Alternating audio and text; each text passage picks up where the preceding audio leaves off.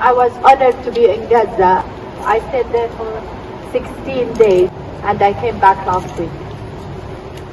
Gaza has been completely obliterated. The target has been every building, every hope and dream, and every person. Nothing and no one has been left untouched.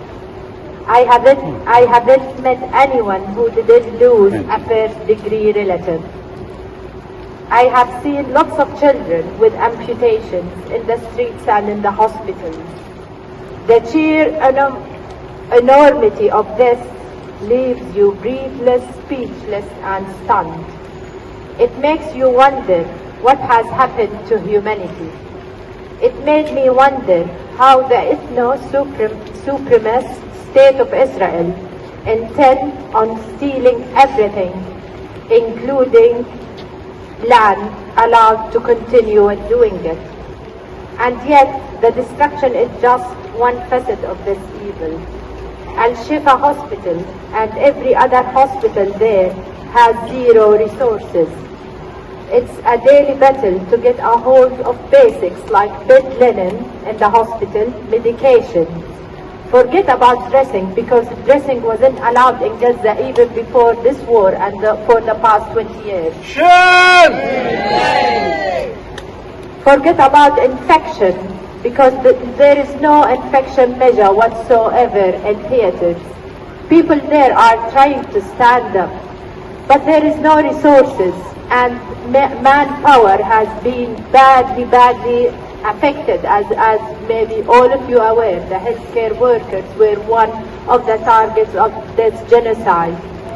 And after visiting Gaza, I think for people who think this is not to be called genocide, they have to invent a bigger word to cover it. I went there on a mission to treat women with breast cancer. As you can imagine, these women have been left more than 2 years now without any treatment. These women are left with no choice. Breast cancer women are tested against when we get a biopsy, and these are vital and cornerstone in cancer treatment.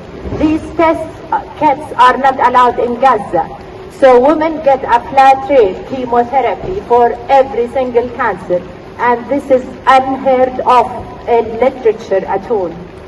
This genocide was aimed at destroying every chance of life, and one of the main aspects of its targets were hospital and medical personnel. And one of the most astonishing things, when I sat with my colleagues after finishing my work, I was asking them about their life and their colleagues.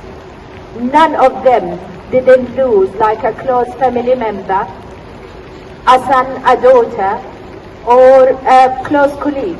So all the senior consultants in Gaza, you're talking about around 200 highly qualified, highly experienced consultants, they were massacred in this genocide. Breast reconstruction, even before this genocide, was not an option for ladies in Gaza, because Israel wouldn't allow basic supplies to support this. For example, silicone implants are on the list of items not permitted to go to Gaza even before this war started. It's intentional and by design to ensure the people of Gaza continue to suffer. And then there is those that continue to roll through the doors with horrific glass injuries. And I want here to emphasize that I arrived during the ceasefire, but every 5 to 10 minutes there was an airstrike by like the F-35s or by the drones. It never stopped, and it's hard.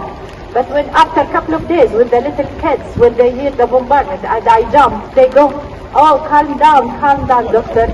This is 2 kilometers away. This is outside the yellow line. It's okay. It's not our turn."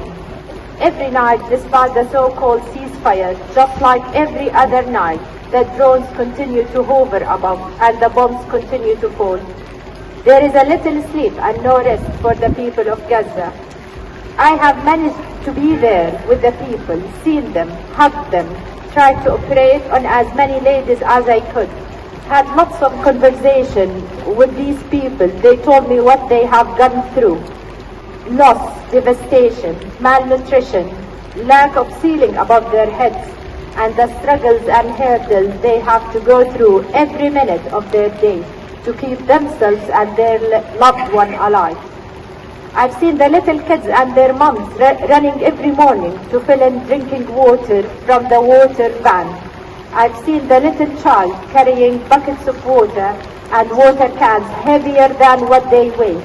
I've seen also those same kids coming with bad injuries, and they came with broken bones or complex crush injuries to their feet. Finally, I'd like just to say this about women in Gaza, because I've got this special admiration for these women. I think they are different creatures than us. In the morning, they wake up, put on their cooking outfit. So every woman in Gaza now has got a cooking outfit. And this is an outfit which they created during war. And that outfit is okay to get dirty because, as you know, there is no cooking gas. So they put on fire to cook for their families. After finishing cooking, they take a shower, change into their clean set of clothes, brush their hair, and they look beautiful. I was astonished with their resilience and steadfastness. They refuse not to look as beautiful as they can, despite the devastation they are enduring. Their faces are so beautiful, and they try to invent facial creams and stuff out of nothing just to look beautiful. These same women are denied basic hygiene, like using a clean toilet, take a warm shower, or putting their hands on sanitary pads. These same women use salty cold seawater to shower with. They use pieces of cloth instead of pads during their period and after giving birth. These same women don't have the luxury of having painkillers after doing massive cuts on their bodies. There is no painkillers, even paracetamol and ibuprofen in Gaza. They are malnourished. Despite that, they stood up after massive operation and told me we will recover despite all of this.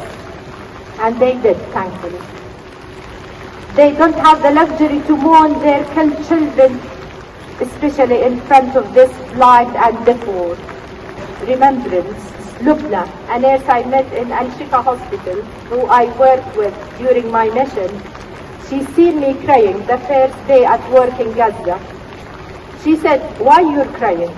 I've answered, "I'm upset because of the amount of destruction and demolition you are enduring." She goes "Which demolition you're talking about?"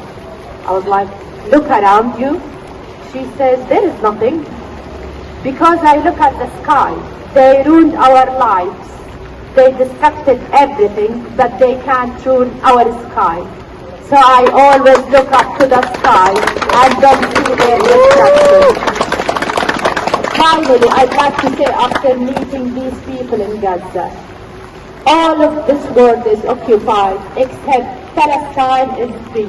Thank you.